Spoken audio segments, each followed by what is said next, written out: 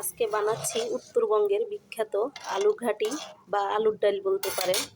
ডিম ভেঙে ভেজে এই আলুর ডাল দিয়ে রান্না করলে কিন্তু অনেক টেস্ট হয় খেতে।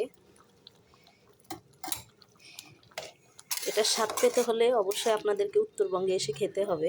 চলে আসেন উত্তরবঙ্গে একদিন, আপনাদেরকেও খাওয়াবো এই আলুর ঘাটি। অনেক মজা হয় কিন্তু খেতে। অবশ্য না খেলে কিভাবে বুঝবেন এটার স্বাদ? স্বাদ বুঝতে হলে খেতে হবে। আর যারা খেয়েছেন তারা তো জানেন এটার স্বাদ কেমন। অনেক মজা। মাংসর থেকেও এই আলুর ঘাটিটা কিন্তু খেতে অনেক বেশি মজা লাগে। তাও আবার ডিম দিয়ে, এভাবে ডিম ভেজে ভেঙে দিলে আর তো কোনো কথাই নাই। আর সাথে আছে আজকে আমার গাছের ডাটা দিয়ে শুটকি দিয়ে রান্না করতেছি।